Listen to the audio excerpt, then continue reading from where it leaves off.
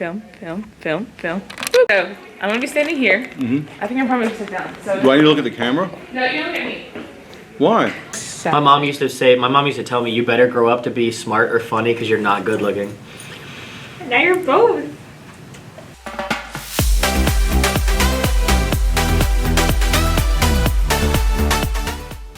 She Kills Monsters, different promo shows that we put here on Summer Creek. Were you confident in like our ability that we were able to pull that off? Oh yeah, 100%, absolutely. I think, you know, stories like She Kills Monsters need to be told.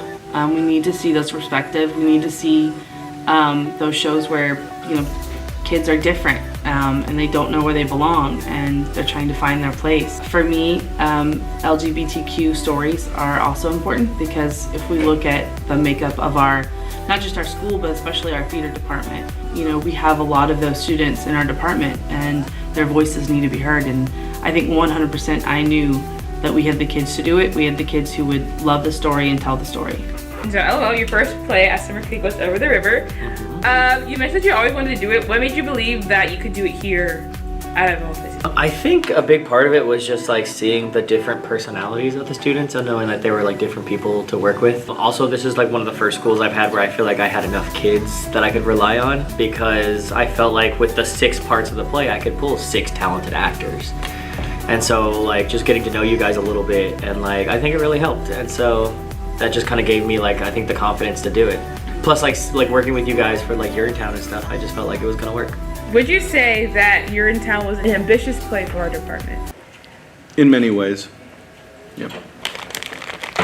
Can you go more in depth with that? Well, I think it was ambitious because the type of musical it was. It's not really, I mean, while it's a popular musical, but I think it was really kind of interesting in terms of lights and the set and yeah. What was your overall thought of the outcome of Urinetown? I thought it went really well. Could you elaborate? Well, I mean, it could have gone poorly. Were all the aspects you wanted in I'm sorry, I'm messing with you. Or all the aspects you wanted in OTR executed in your vision? Yeah, I think so. That play turned out to be such a sweet, fun little show that people like, you know, the whole point of that play is like it resonates with like people on a personal level because we all have some kind of family, you know, and so even if you're not Italian, you have grandparents and you have family that drives you crazy and doesn't necessarily agree with all the life choices you make and they think they know what's best for you. Right. And so I think what I wanted it was just I wanted it to resonate with people like and kind of everyone who left really thought like that's my life. You know, like I've had those moments, I've had those conversations, I've had these, you know, break down and cry moments, these laugh out loud moments, and so I think it really like resonated on a personal level, which is what I wanted. What appealed you most about the story of She Kills Monsters? I think the sense of belonging. Like I said, LGBTQ, I think that story, of course, appealed to me. But definitely that sense of belonging, sense of like having somewhere where you belong, coming together, seeing that people of, you know, different backgrounds and different upbringings can do something like play D&D together. The cool kid can play D&D, the nerdy kid can play D&D. Right. You know, the quiet kid can play, you know, so you have these people coming together that feel like they belong, feel like they have something that they can, you know, cling on to together. What appealed you to the story of Red Suitcase?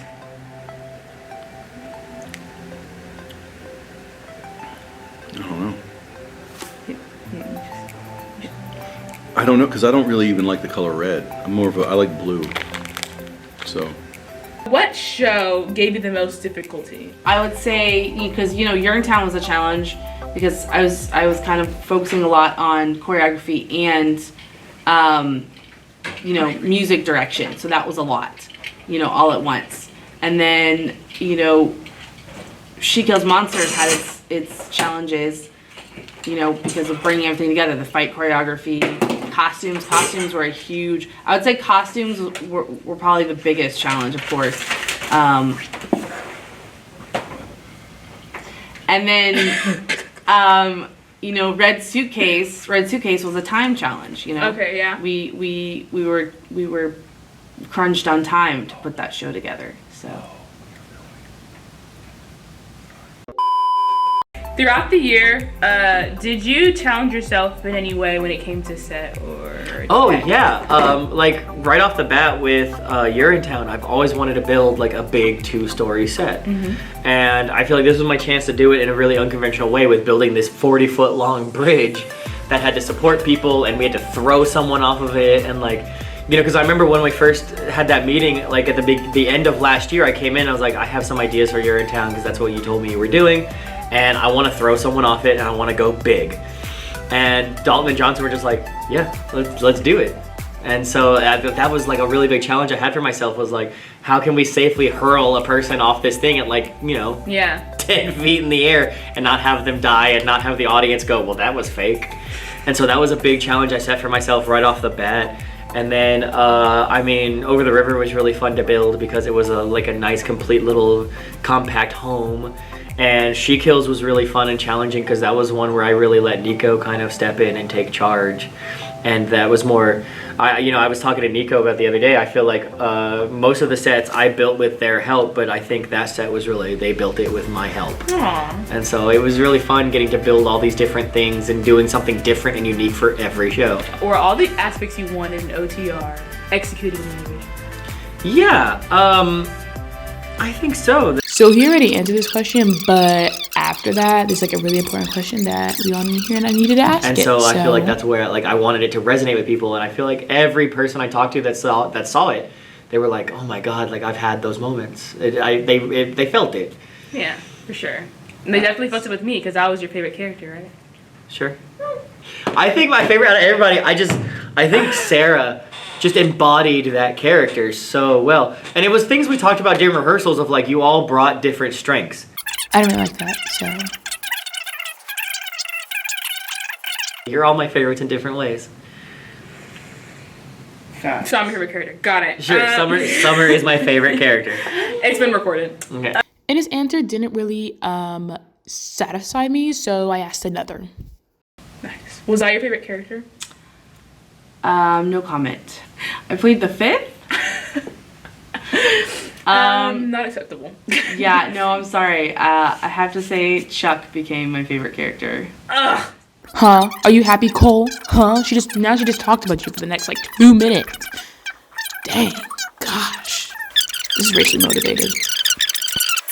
That's even more than I imagined. Yeah, you did a really good job. Did I deliver? You did. Yeah. Okay. That's all I want. Yeah. And then this man, look what he did. So you're in a different space this year, right? Like halfway through the year, you and Cargyle switch rooms. Like, how that happen? Does it feel different? Is it weird? Well, that's a fascinating question, because actually, yeah, for the longest time I was in the classroom. I've been in the classroom for since I got here, and at the time I would be able to go back and forth between classroom and black box. So we would like. He goes on a 2-minute rant about switching these dang classrooms, and I can't. Like, I really can't. This is. So, yeah, that worked out really well, and actually, I'm adapting. The hard part is that I miss my wall of pictures of people who graduated.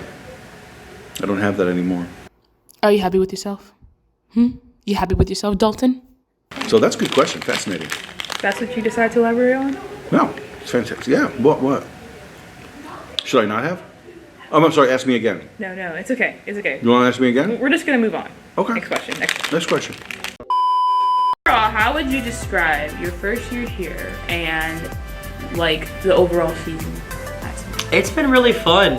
It's definitely challenging. Challenging is the word that keeps coming to mind because, like, especially for my first year here, like, we took a big bite this year of, like, what we were trying to do, you know, with all the different shows. And, you know, my thing has always been, like, let's go big. Like, let's always push ourselves. And so, like, it's been a challenge.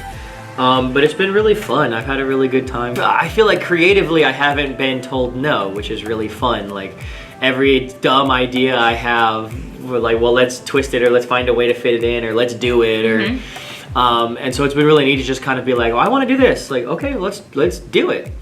And so it's been really fun and challenging. It's been difficult. I still feel like I don't know my place exactly here. I'm just kind of like being duct taped onto the side of this thing. And so like I'm trying to figure out like where I fit in, but I feel like it's been a lot of fun, and I've really gotten to do some cool stuff this year. It's been a really fun season. I'm really proud of our season. I can't think of a single show that I feel like we like as a weak link, if that makes sense. Yeah, that makes sense. Like I really feel like every show stood out in its own way.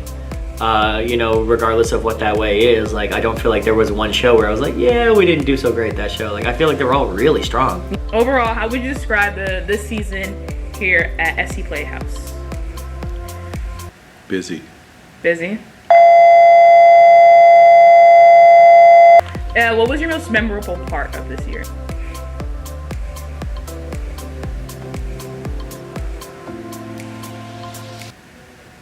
Something that like stood out. My most memorable part of the year. Maybe it's not like theater. I mean, it could be theater related. I mean, I would like it to be theater related, or like it could be the show. I mean, see, I really got into Craisins this year. That's what you remember out of everything? No, I remember other stuff. You remember things when you discover stuff for the first time. And this was one of them. But I gave you some last year, did I not? But I wasn't as addicted. I think this is the year I developed a problem. See, the first step of, you know, like fixing problems, like knowing that you have I have it. I know I have a problem. I've got a problem for these things. My most memorable thing for this year is, well, I'm glad we started utilizing the black box more. That was good. And I'm glad we're starting to do shows in here. I think that's something we need to do more of, even though it's difficult because we don't have a whole lot of seats. I don't know how we're gonna get more seats in here. Overall, how would you describe this year's season in our SC Playhouse? I think we had a really good season. I think especially having that, you know, having a third person really gave us some flexibility to do more. And I think that created a lot of opportunities for our students. And I feel like, you know, we did 4 shows plus, you know, 2 student-directed one-acts, and now we're finishing out the year with the Broadway review. That's a lot. I mean, there are other high schools that do, that do that much as well, but it doesn't, you know, it's still a lot no matter where you are. So I think this year was really good for our department, and really, we got to meet some new talent, which is always nice, and be like, you know, okay, that's the future of our program. Great. Fantastic. Thank you, Ms. Johnson. Yeah, of course. You are a mess. Did you not see the giant camera? No, you literally made extra.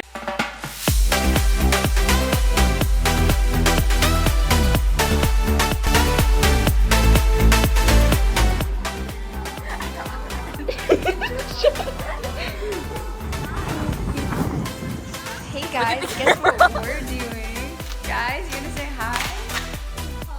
Hello. We're doing inventory. Yes. No.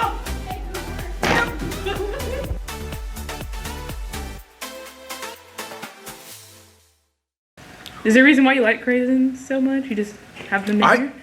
It's like not a raisin, but it's not a raisin. It's like a craisin, cranberry.